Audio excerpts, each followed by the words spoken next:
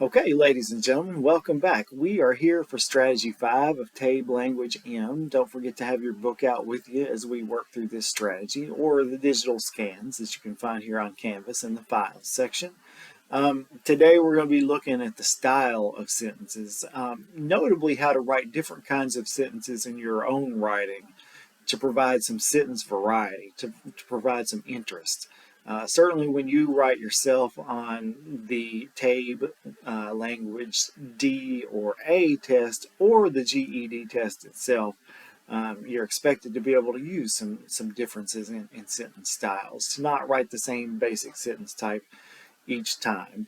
So we've talked about sentence structures. Now we're moving on to sentence styles. That's kind of something different than structure itself. It has more to do with the tone and feel of a sentence than how it's put together. All right, so I'm going to read off this slide. Our focus really is on formal versus informal language. If you think about something that is formal, it's fancy. It doesn't necessarily use slang. It goes for as fancy of a professional, of a buttoned-up feel as possible. So different writing situations call for a different level of formality in writing. Now, the type of writing that you're going to do on the GED is considered academic writing, and so we use a really formal tone or register for that. But if you're writing a funny story, or a note to a friend or acquaintance or something like that, the tone that you use will be much less formal. Okay, let's just get started. Everything can be said in more than one way. I think that's obvious. Consider the two following sentences. In sentence A, I'm going to the store to buy something to make dinner. Or B, I'm visiting a local retail establishment to purchase ingredients to create tonight's repast. That's a fancy word for meal.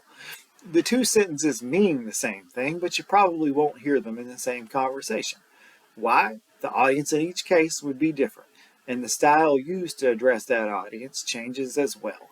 The first sentence is more casual and more appropriate for talking to your friends.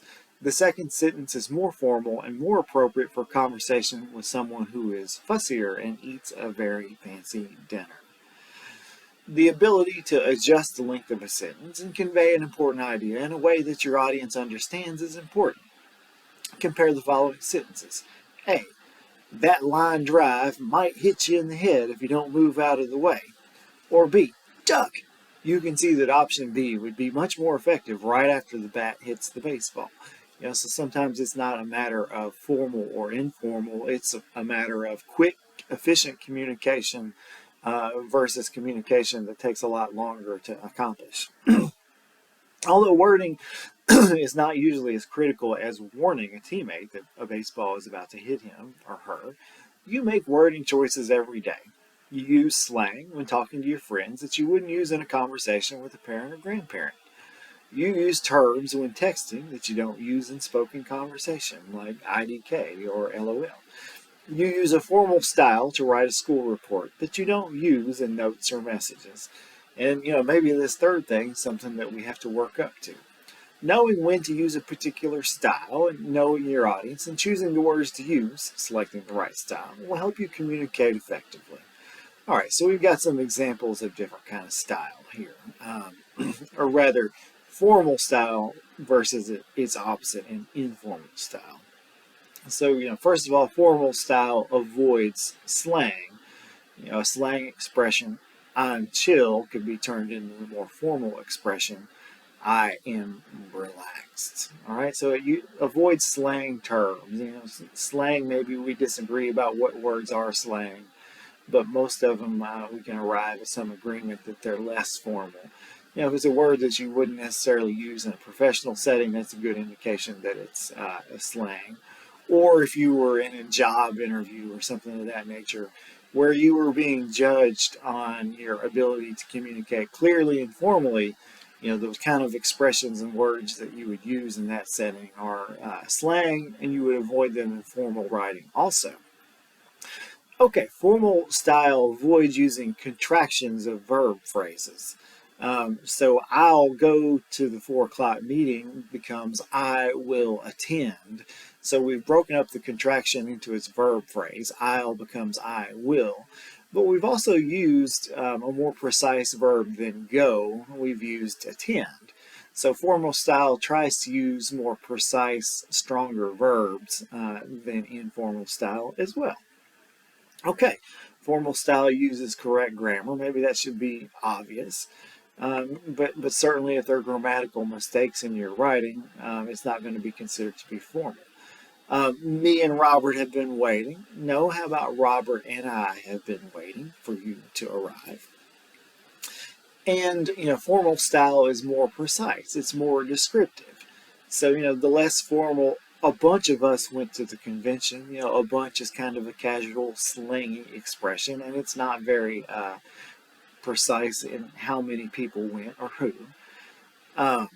So how about this? I attended, much stronger verb than went. The writing seminar, now the convention becomes much more specific, with 5 classmates, which again is much more specific and formal than a bunch of us. So changing out the words that mean the same thing but communicate a much more formal tone can help you achieve just that, more formal writing. Okay, so in the example, we're going to see which one is formal and which one isn't. It's probably going to be obvious. A lot of doctors say it's a good idea to brush your teeth regularly. A lot, not specific. Doctors, not specific to the kind of doctor it is. It's good is yet another vague expression. All right, so we've got a lot of vagueness, a lot of informality there. How about this? The American Dental Association, now we have these doctors named and it's specific. Recommends, much stronger verb than say. Brushing your teeth twice a day, now we're getting specific about what regularly means, and with fluoride toothpaste, so in other words, the specific procedure. All right, so both sentences mean basically the same thing, but the second one is much more formal and precise, and really communicates the detail of what the author intends. Okay. Looks like I have actually opened the Strategy 5 answers instead of the Strategy 5 teaching slides. That's okay. We'll scroll past it. Here is our second concept in this lesson. So if formal and informal speech is one way of thinking about choice of language, then dialect is another. A dialect is a regional variety of language that is distinguished by vocabulary, grammar, and pronunciation. A dialect differs from an accent because an accent is identified only by the way a word is pronounced. You probably recognize an accent after hearing a few words spoken. A dialect would take longer to recognize because the speaker would have to use terms that differ from words that you use. For example, a cola drink is called a soda in some parts of the country, and it's called a pop in other parts of the country. The difference between the expression you guys, which you would hear in the North, or y'all, the contraction of you all that you would hear in the South, that's an example of dialect. In both cases, the Northern you guys versus the Southern y'all, both of those are examples of dialect spoken by people in a particular region. And when we talk about dialect in writing, what we mean is how is the writing written in a way to communicate that dialect, maybe using those words, using the word soda or pop for cola. Okay, so they're trying to also separate dialect from accent, which just sort of refers to how words sound when they come out of our mouth. In a northern place, I might say I, where in a southern place, I might say I, personal pronoun.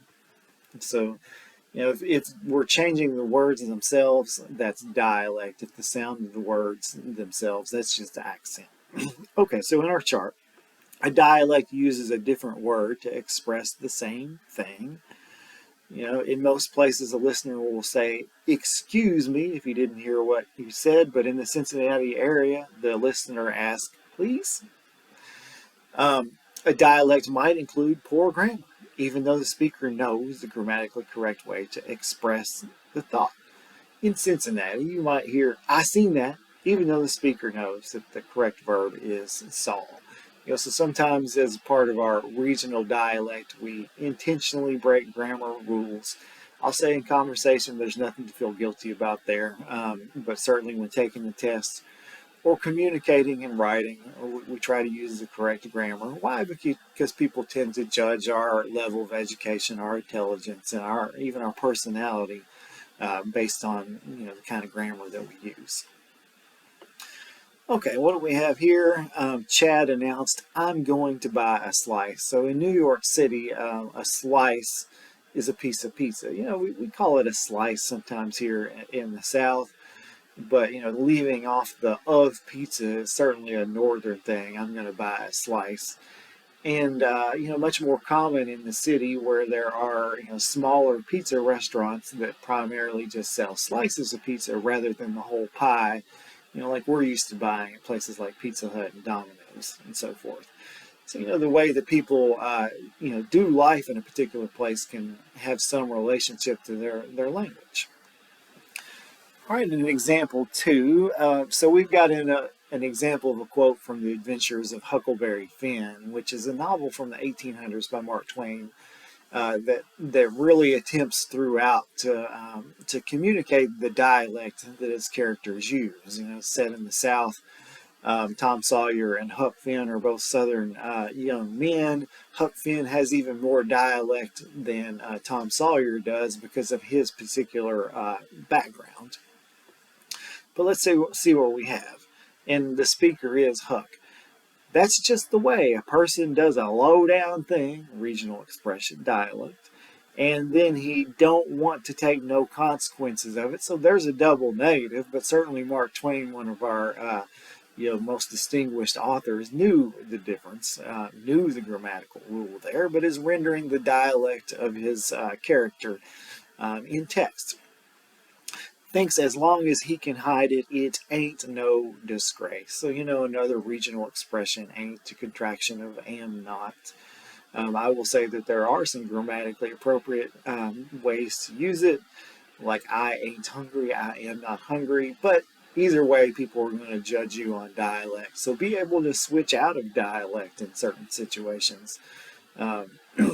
Being able to meet people where they are verbally and speak in a way that they understand shows that you respect them or are interested in being understood.